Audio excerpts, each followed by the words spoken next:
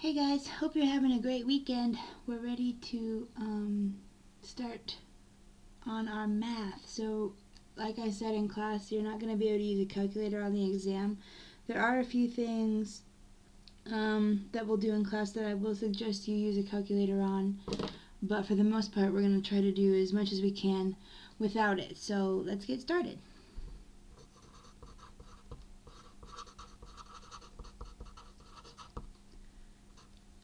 First thing we totally want to do is write our names.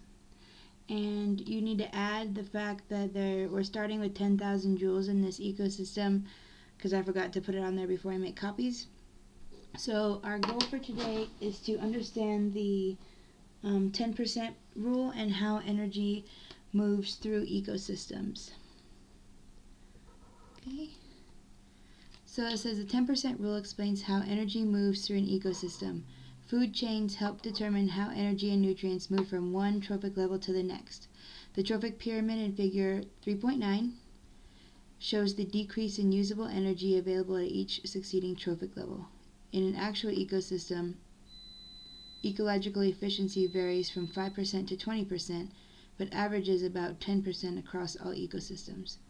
Thus, the 10% rule is used by many ecologists to teach students how energy moves through different trophic levels.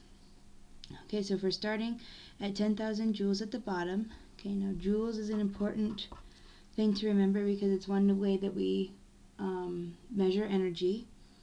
Okay, so the question says how much energy is available for the third trophic level lions in the Serengeti ecosystem. So if I wanted to highlight important words in that question, it would be how much energy, and then I want to know third trophic level.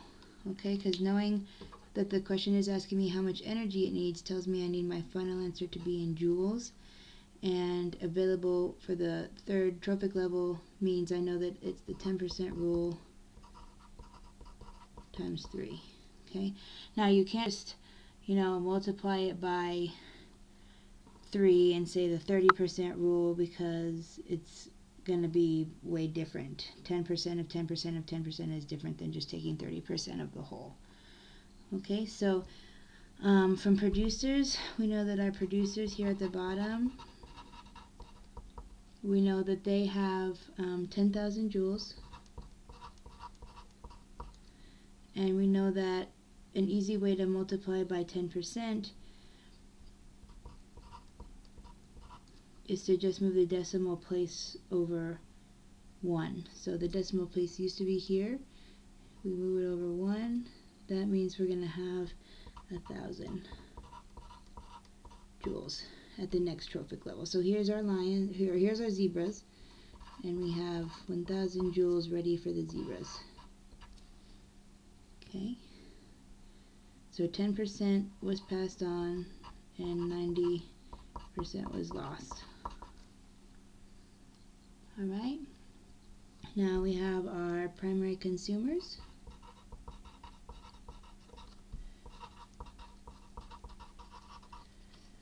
And they're going to start off with 1,000 joules. And if we go up another trophic level to the lions, we know we're going to have to multiply by 10% again. So move our decimal point over 1, and that gives us 100 joules. Okay, so we go up again. We're going to have 100 joules from our lion. And we have another 90% loss.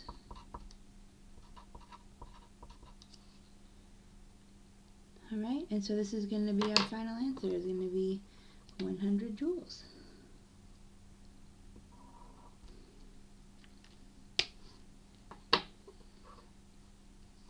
Alright, so next question, it says, using the given pyramid of energy flow, calculate the amount of energy that moves through each trophic level. Okay, so now we're done with our lion pyramid.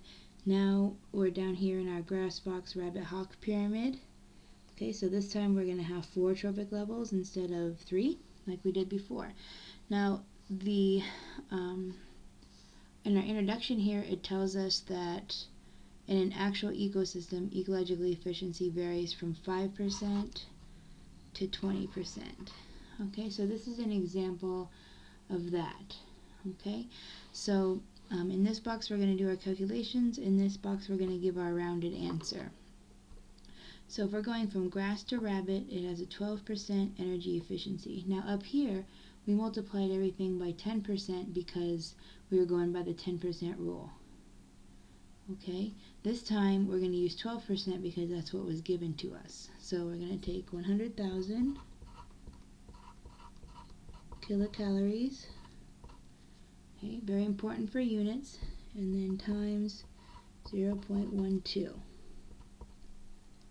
Okay, so kilocalories over here is another important unit for measuring energy. Usually you think of kilocalories as like when you look at the food label and you see that it's 200 calories, that's actually kilocalories. So 12% of 100,000, that's kind of easy because 12% of 100 is 12, so 10% of or 12% of 100,000 is 12,000.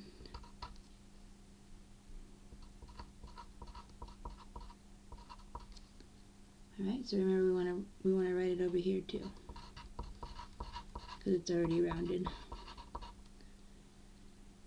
Alright, now we're going to go from rabbit to fox, and we have 14% energy efficiency. Okay, now we don't want to start with our initial 100,000 because we've already gone up to our fox, or to our rabbit. Goodness, this is supposed to be changed. Sorry. Rabbits don't eat fox. Okay, so for our rabbit, then we have 12,000 kilocalories. Okay, so now we're going to take our 12,000 kilocalories and multiply it by 0.14, and that's going to give us 1680. Alright, and that's rounded as well, so we're going to move that one over here.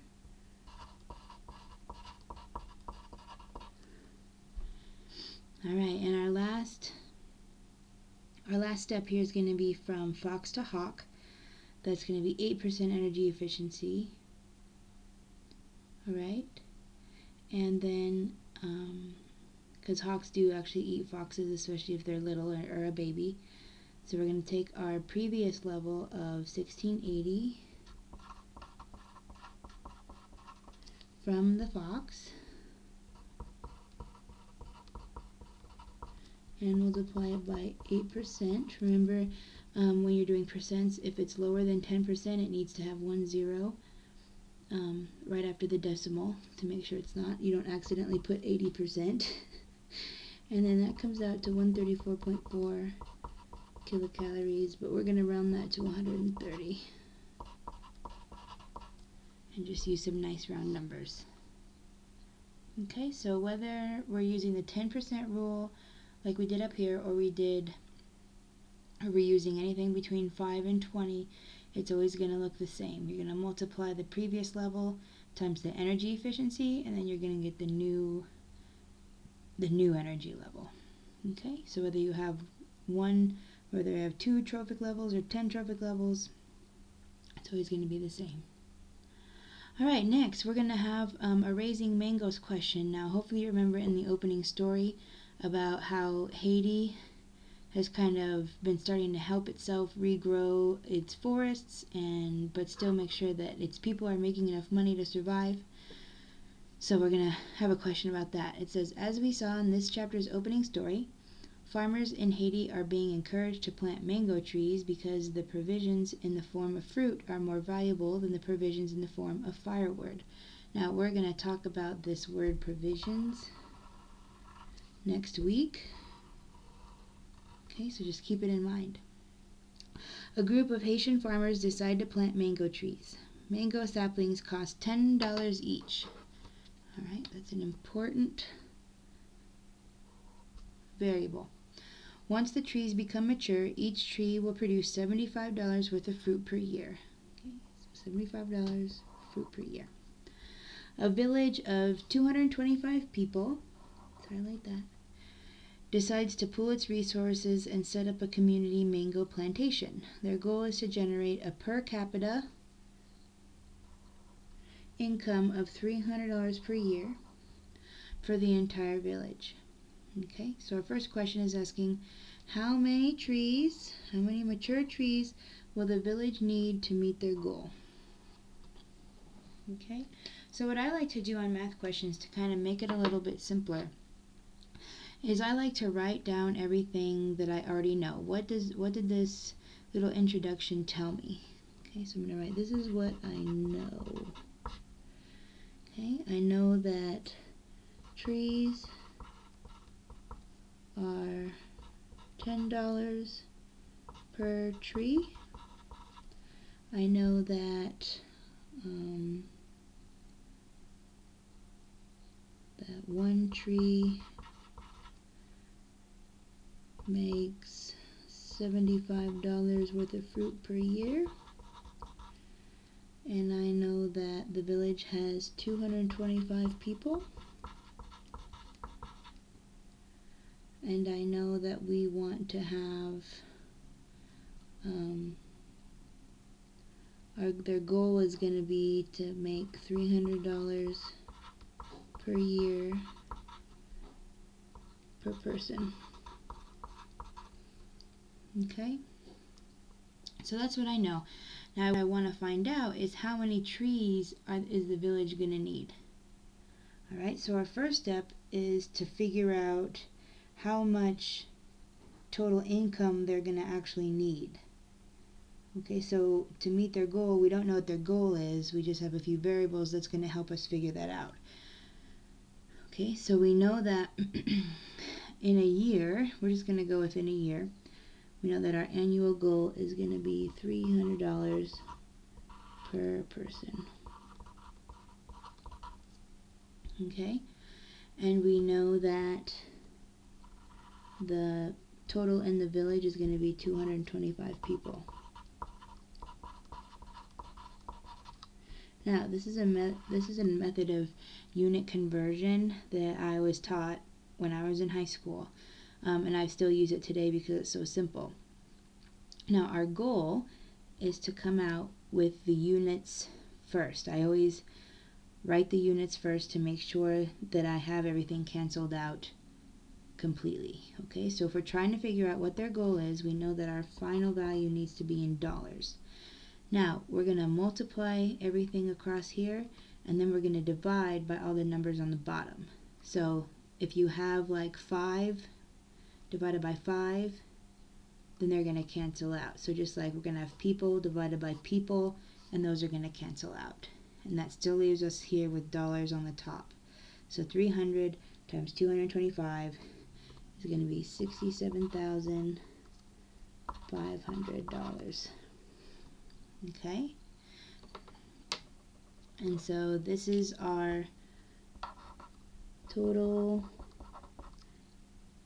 annual income desired for the village. Okay, but that doesn't answer our question. The question says, how many mature trees will the village need to meet their goal? This is not a trees. Okay, this is dollars. So we know that we're going to have to do one more step. Okay, now we know that there are that each tree produces $75 a year. So if we do that backwards, we're gonna find out how many trees we need to make this much money. Okay, so that's our goal in this next step. How many trees is going to give me this much money? Okay, so I'm going to start with how much money we need. $67,500. Now, in order to make my units cancel, I know that we're going to have to put $75 on the bottom because we want these dollars to cancel, and that gives us one tree. Okay, so $67,500 divided by $75 is $900.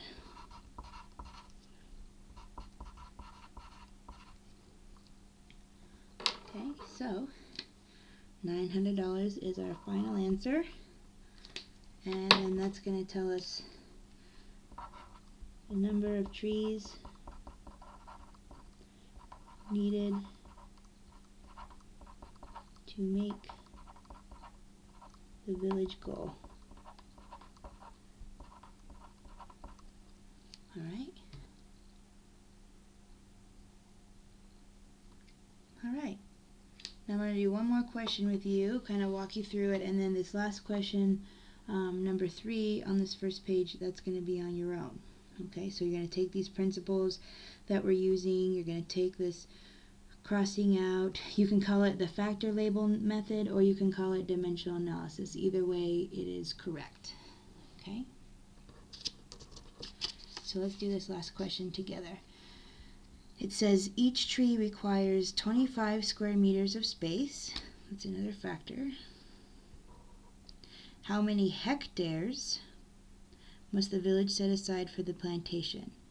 Okay, so we know that how many hectares is our final question. Okay, so we know that we're going to need 900 trees. We found that out from the previous question. So our plantation is going to be 900 trees. We know that. And we also know that each tree requires 25 square meters of space. Okay, so our first step is going to be to figure out how many square meters of space we're going to need. Okay, so we're going to take our 900 trees,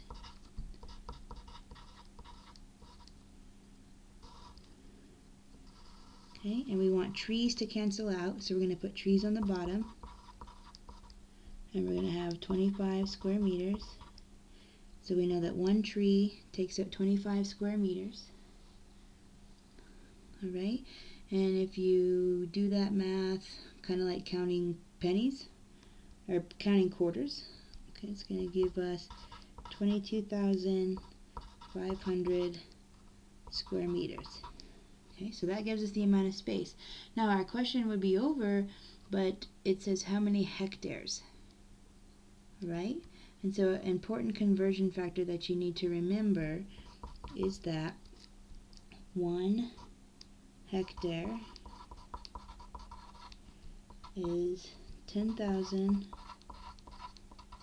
square meters. Okay, because when you think about countries, when you think about big farms, you're not going to want to measure these things in square meters because meters are just too small. So we have this hectare, which is bigger than a kilometer, right? So that we can measure these giant pieces of land without using big numbers. So let's see what that turns into. We want to convert our meters, here's our meters, into hectares. Okay, so we're going to start with what we got in the last part of our question. So 22,500 meters squared. We know that we want meters squared to cancel out, so we're going to put it at the bottom. We're going to cancel out trees. So 1 hectare is 10,000 meters squared. Okay. And what's nice about stuff like this is because it's easy to cross off the zeros. So if you're canceling out, there goes 1 0, 2 zeros. Okay, so it ends up being 225 divided by 100. Well, that's easy to do in your head, right? So it's going to give you 2.25 hectares. Okay, so you can also cross off zeros if you're working with really big numbers. Another way to do it is scientific notation, and we'll talk a lot about that this year. Because scientific notation actually makes your life easier when it comes to multiplying and dividing large numbers. Okay, so this one is your turn. Okay, don't forget to show your work.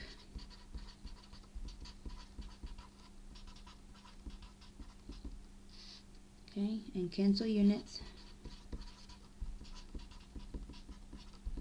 Okay, this is the question that's on your WISC. So usually when we do our WISCs, it's going to be questions from the book, like checkpoint questions and stuff, but in this case it's going to be one or two practice questions. Okay, so every time we have a math video, you're going to do a couple practice questions. Now, if you turn it over, okay, describe 2 anthropogenic influences on the carbon cycle that have resulted in the elevation of atmospheric carbon dioxide concentration. That's a content question, so you're going to have to answer that. Now for B, it says use the following carbon calculator website to determine your household carbon emissions. This website is actually down. Well, it's not down, but they've all of a sudden decided that they want to charge everyone $1 to do it, okay? And I don't want you guys to feel like you got to do that. So you're going to want to go to footprintnetwork.org.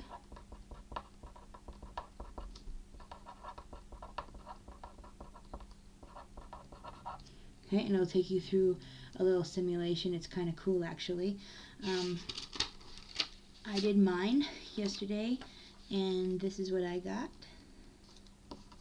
Okay, so first you need to answer this question, you need to answer this question, and then when you go down here, you're going to print and glue or tape your footprint results in the space below, or you can draw the graphs if you don't have access to a printer. Okay, so I just printed mine out.